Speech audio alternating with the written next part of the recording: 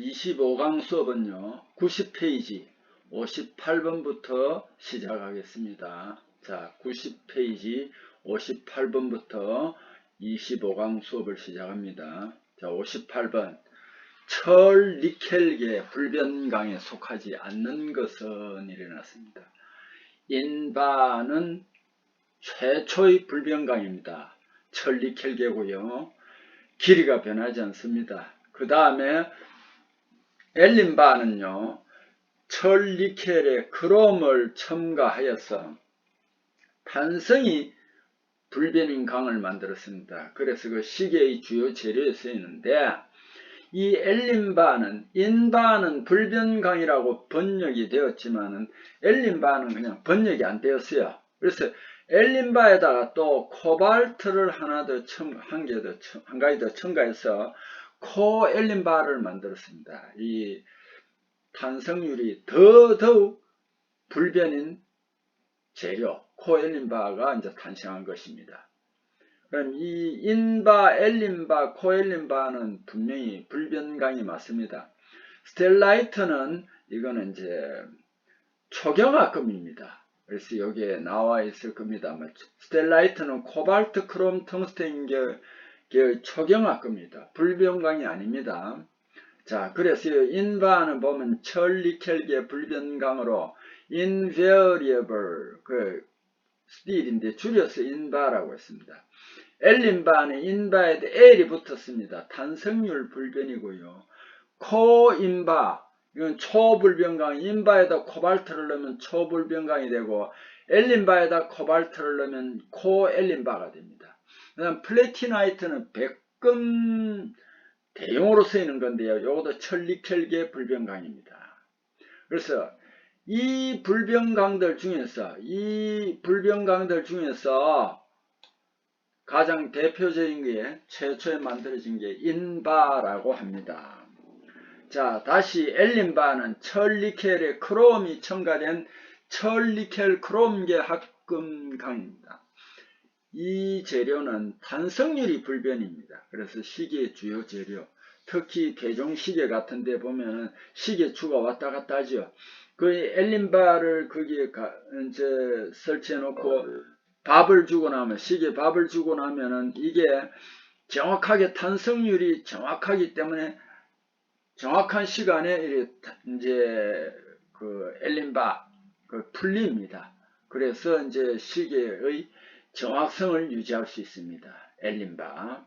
자, 스텔라이트는 코발트, 그럼 텅스텐계의 초경화금입니다. 이거는 이제 열을 받아도 가공을 합니다. 가공을 많이 하는데, 고속도 공구강은 한 600도 정도까지는 괜찮은데, 스텔라이트는 한 1000도 정도까지 괜찮습니다.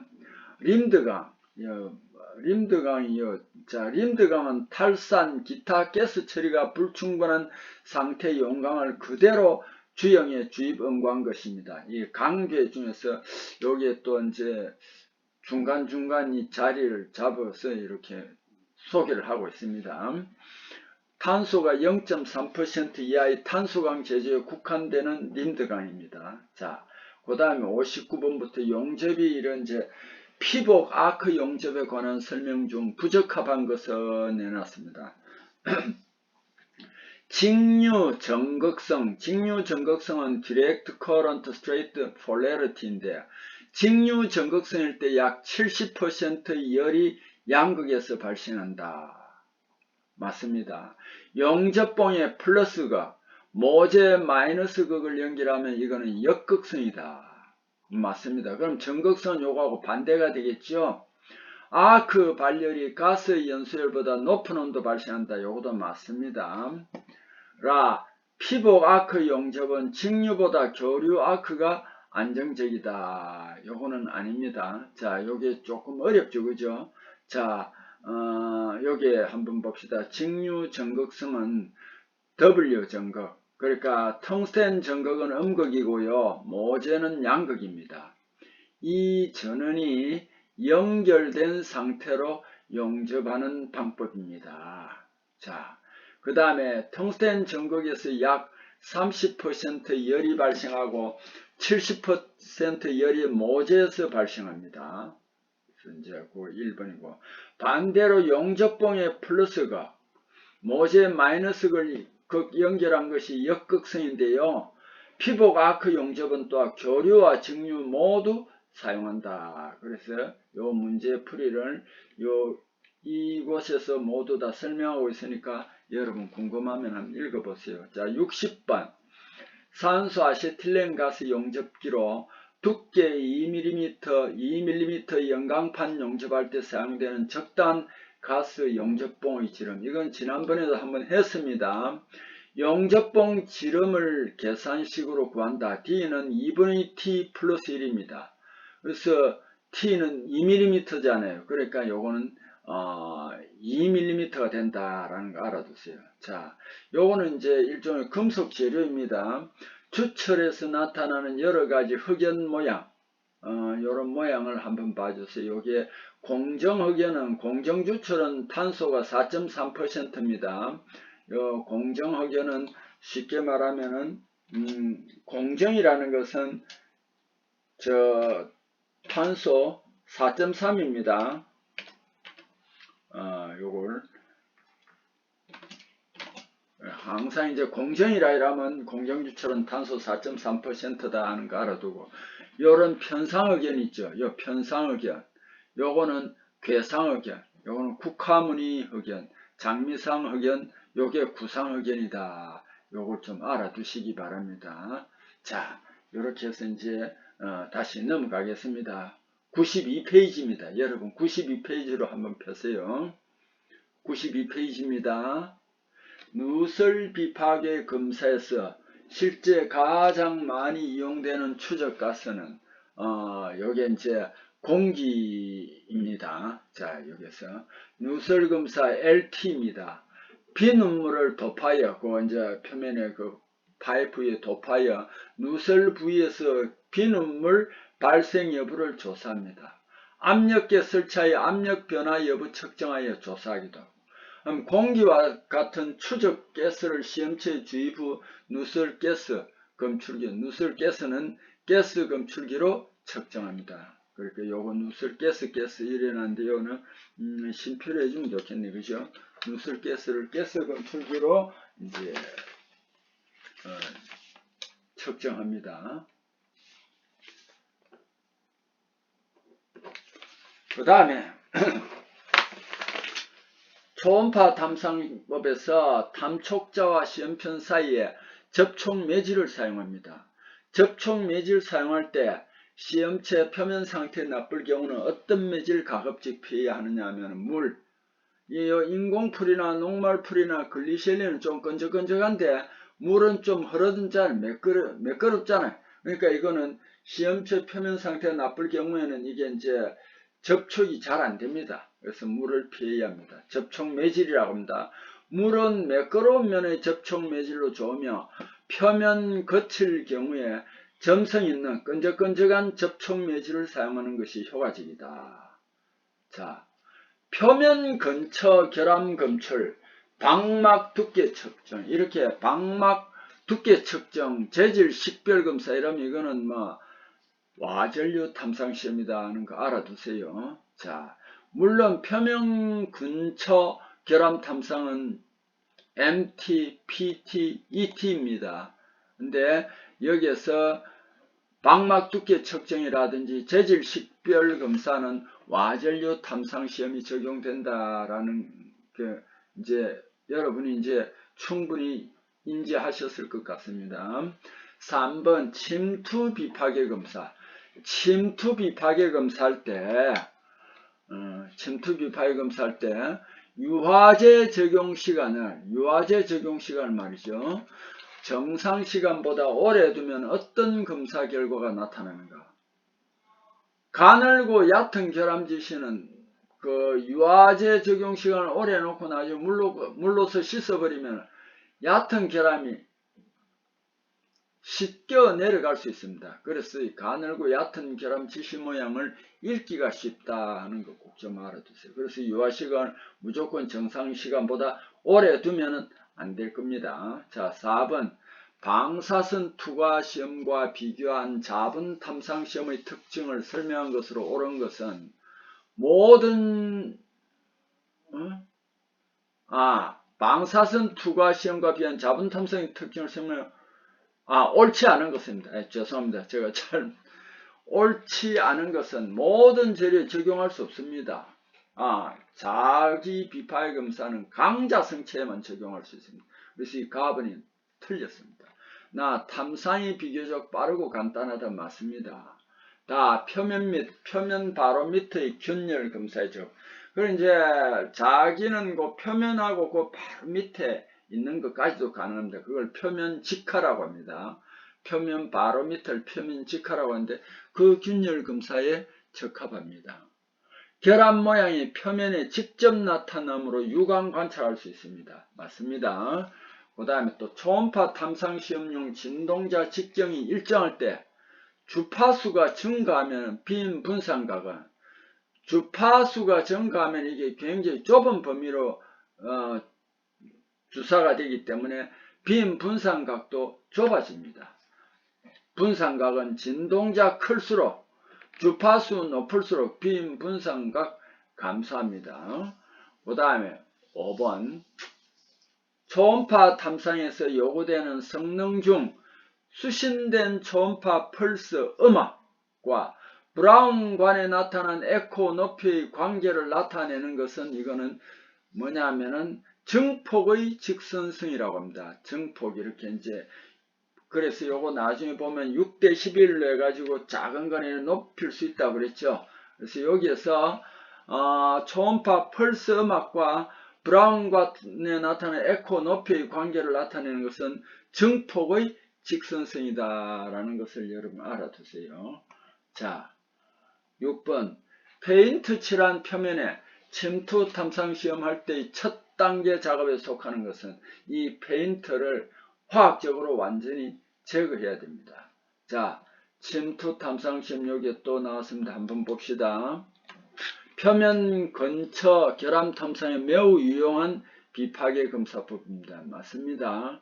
단 침투 비파괴 검사에서는 표면이 이렇게 그 결함하고 열려있는 그런 개구부가 필요합니다. 그래서 결함 통로를 막은 페인트 칠 상태는 반드시 전처리로 제거해야 한다. 그 다음 비파괴 검사법 중 와전류 탐상시험 방법에 속하지 않는 것은 이렇습니다. 펄스 에코 검사는 이거는 초음파입니다. 임피던스 검사 이거는 초음파에도 있지만은 와전류에도 가능합니다. 위상 분석 시험, 변조 분석 시험 요거 마찬가지입니다. 자, 펄스 에코 검사는 초음파 탐상 시험에서 가장 많이 이용되는 방법입니다. 그렇다고 해서 여기에 나의 임피던스 초음파에도 임피던스가 있지만 검사를 하는 건 아니다라는 거 알아두세요. 자, 와전류 탐상 시험에서 와전류 분포 및 강도 변화에 영향을 줄 수 있는 인자와 가장 거리가 먼 것은 이렇습니다. 시험체 전도도라든지 시험체의 크기와 형태라든지 그 다음에 코일 시험체 표면 사이의 거리 요거는 어떤 예상 문제에서도 한번 또 나왔습니다. 접촉 매질 종류와 양은 초음파 탐상 시험에서 적용이 된다는 거 알아두세요. 9번 방사선 투과 시험에서 필름 현상 온도를 15.5도씨에서 24도씨로 상승시킴에 따라 현상시간은 어떻게 되는가? 온도가 올라갈 때는 현상시간은 짧게 적용한다. 당연하겠죠. 자, 요거 꼭 좀 알아두시고 요것도 지금 두 번째 나왔습니다. 10번 침투 탐상 시험법에서 침투액이 고체 표면에서 적용될 액체와 고체 표면이 이루는 각을 접촉각이라고 하는데 액체가 고체 표면을 적시는 능력을 우리는 뭐라고 하냐면은 적심성이라고 한다. 그러고 접촉각이 90도 이하라야 한다라는 것도 많이 했습니다. 그 다음 11번 누설 비파괴 검사에서 가연성 가스, 이거 불을 붙일 수 있는 가스를 가연성 가스의 정의로 옳은 것은 폭발 범위 하한 10% 이하 또는 상한과 하한의 차가 20% 이상인 가스를 가연성 가스라고 정의를 내려놨으니까 여러분 요것도 조금 사실은 좀 이게 전문가가 아니까 생소할 겁니다. 요렇게 알아두세요. 전자유도 시험에서 검사 코일 임피던스 변화에서 영향이 제일 적은 것은 시험 속도입니다. 그래서 와전류에 영향 미치는 전자유도 시험은 와전류입니다. 전도율, 투자율, 주파수, 치수 변화 등이고 이 시험 속도는 그 임피던스 변화에서 영향이 제일 적습니다.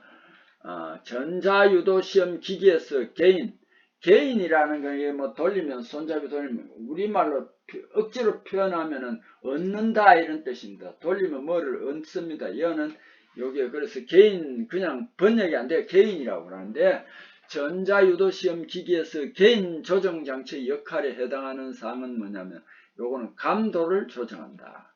개인 UT와 함께 탐상기에 사용되는 정폭기 이게 이제 정폭기 그 낮을 때는 이렇게 올려주는 정폭기 감도 조절에 쓰이는 게 개인이다 하는 거 알아. 뭐 어떤 우리말로 억지로 번역해놨는데 이득이다 뭐 이런 식으로 해놨던데 하여튼 개인을 돌리면 얻을 수 있다. 그래서 여기는 정폭기 감도 조절에 쓰인다라는 정도로 알아두면 되겠습니다. 그 다음에 또 94페이지 12번으로 넘어갑니다. 다음 비파괴 검사 방법 중에서 자기 비파괴 검사 방법으로만 조합된 것을 내놨습니다. 요것도 똑같이 앞에서 나온 건데 또 나왔네요. 극간법, 코일법. 요거는 선형 자장이다. 자기 비파괴에서는 전기를 공급하고 장비에서 이제 전기를 공급하면은 자장이 형성되는데 대부분 다 원형 자장인데 여기에 극간법과 코일법은 선형 자장이다 하는 것을 꼭 좀 알아두세요. 자, 여기 있는 것들 한번 보세요. 펄스 반사법, 공진법, 투과법 이거는 펄스 반사법, 공진법, 투과법 이거는 어디냐 하면은 초음파입니다. 초음파 UT고요. 그 다음에 극간법, 코일법, 프로드법, 전류관통법, 자속관통법 이게 전부 다 이제 자기 비파괴 검사인데 MT인데 이 중에서 이 많죠 그죠? 많은 것 중에서 극간법하고 코일법이 선형 자장이고 나머지는 모두 원형 자장이다 하는 거 알아두십시오. 자, 와전류 시험 관통 코일법, 내삽 코일법, 표면 코일법이 대표적입니다. 그럼 관통 코일이라는 거는 뭐냐? 코일 내부의 시험체를 통과시켜 봉, 관, 선 등의 검사에 이용하고요. 그 다음에 내삽 코일은 뭐냐? 시험체 내부에 코일을 통과시켜 관, 내경 또는 볼트, 구멍 등의 검사에 이용합니다. 이걸 다른 말로는 inner probe 혹은 바빈 코일이라고도 합니다. 바빈 코일이라고도 합니다. 내사 코일은.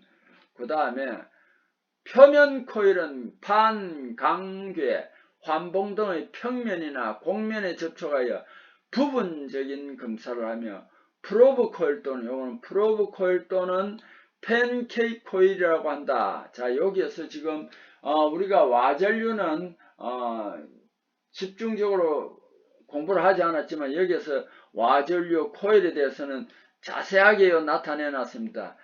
제가 생각하기에는 시험을 치거나 하는 사람들 이런 거는 표시를 해두었다가 이런 문제가 나오면 자꾸 반복해서 한번 찾아봄으로써 문제를 쉽게 풀 수 있으리라 그렇게 생각합니다.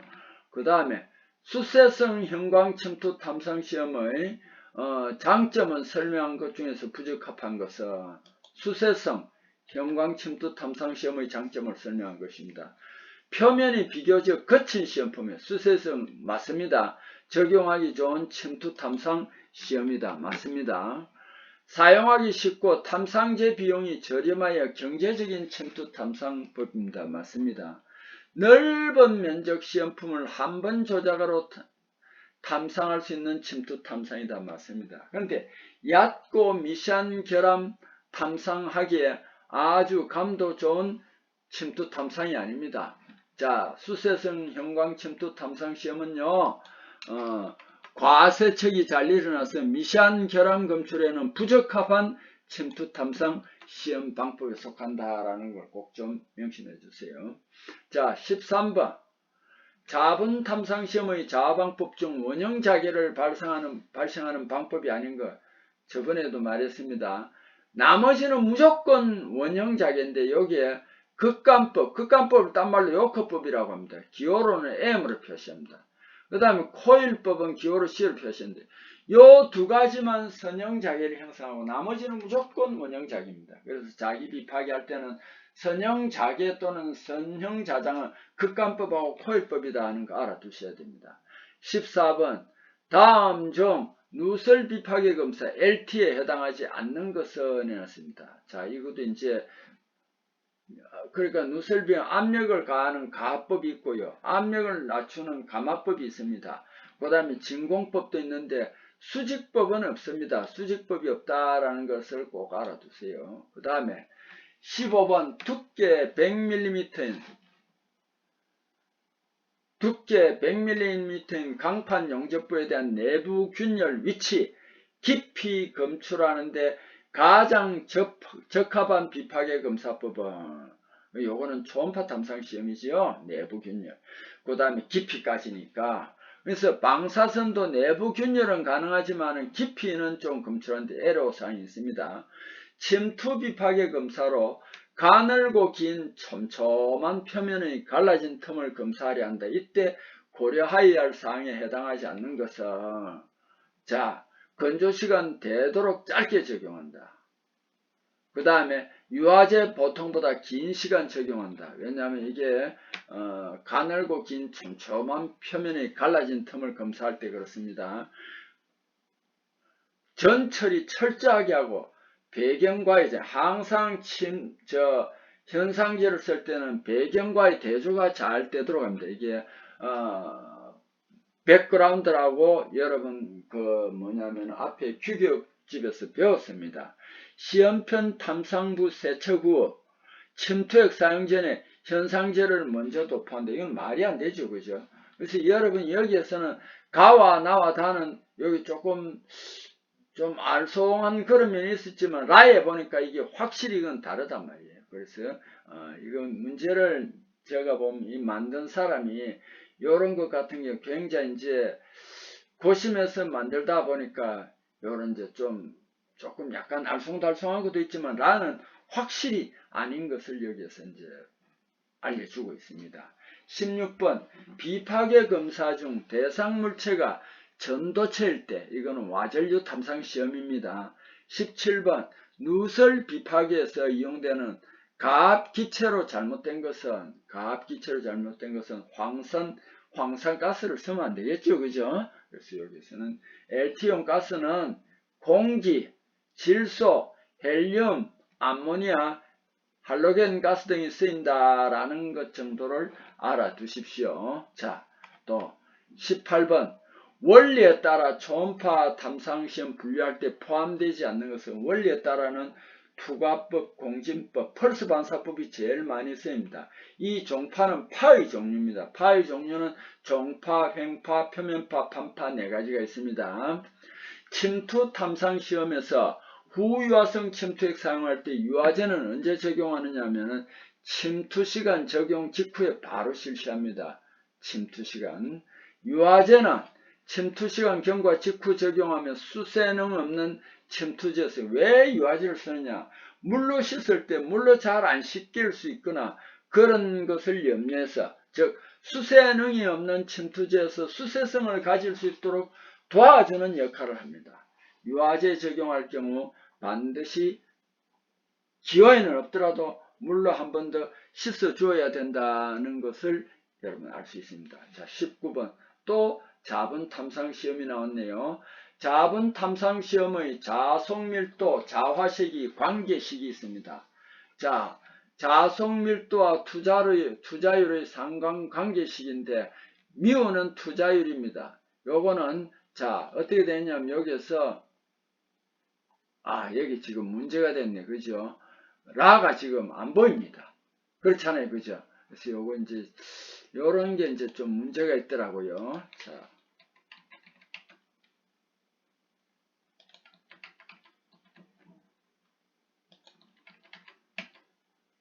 그래도 좀 안 보인다. 그죠?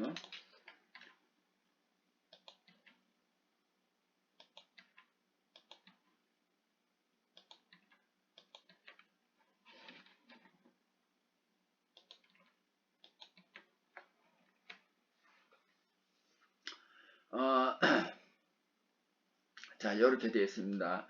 자속 밀도는 B, 투자율은 H면은 여기는 B는 μ 곱하기 H입니다. 그럼 여기서 투자율 관계식 μ는 H분의 B가 됩니다. 요 식을 이용할 줄 알아야 됩니다. 자, 20번. 시방서 요구에 맞는 검사를 수행하기 위해 특정 기법의 적용을 순서대로 상세하게 기술한 문서를 무엇이라 하냐면 이게 검사 절차서입니다. 순서대로 했으니까 이거는 검사 절차서입니다. 누설 비파계 검사에서 이용되는 헬륨 질량 분석기 구성 요소가 아닌 건 요것도 사실은 좀 어렵습니다. 그런데 여기에는 요거 이제 한번 하면서 이온 포집 장치도 헬륨 질량 분석기 구성 요소가 되고요. 필라멘트, 그 다음에 자장 영역 이런 건 되는데 전자포획 장치는 요 밑에 나와 있죠. 할로겐 누설 검사에 사용되는 것이 구성 요소는 아니다. 요 문제는 여러분 쉽게 좀 어렵습니다. 요거 자주 안 나왔고 하니까 이런 거는 그냥 여러분이 이제 정확하게 알아두십시오. 자, 21번 비파괴 검사법 중 철강 제품 표면에 생긴 미세균열 검출의 가장 나쁜 것은 해놨습니다. 표면에는 방사선 투과는 잘 안되죠. 그죠? 22번 방사선 투과 시험 RT에 대한 설명으로 부적합한 방법은 최적 결함에 대한 검출 감도가 높다. 이건 맞습니다. 결함 종류 및 형상에 대한 정보를 알 수 있다. 요것도 맞습니다. 다 오스테나이트계 스테인리스 강에서의 적용이 곤란하다. 요거는 초음파가 곤란한 것이지 방사선은 아닙니다. 라 건전부와 결합부에 대한 투과 선량의 차이에 따라 필름상 농도 차를 이용하는 검사 방법입니다. 맞습니다. 건전부와 결함 있는 부에 대한 방사선을 투과하면 그 투과 선량의 차이에 따라서 필름상 농도 차가 나타납니다. 그것을 이용하여 검사하는 것입니다. 방사선 투과 시험 거의 모든 재료 비파괴 검사가 가능합니다. 자, 23번 납과 같이 비중이 큰 대표적인 중금속입니다. 중금속 재질에 효율적으로 적용이 가능한 비파괴 검사법에 해당하는 것은 이거는 방사선으로 하면 투과를 못합니다. 그래서 여기서는 중성자 투과 검사를 합니다. 중성자 투과 검사는 NRT라고 합니다. 전체적인 원리는 방사선 투과 검사와 비슷합니다.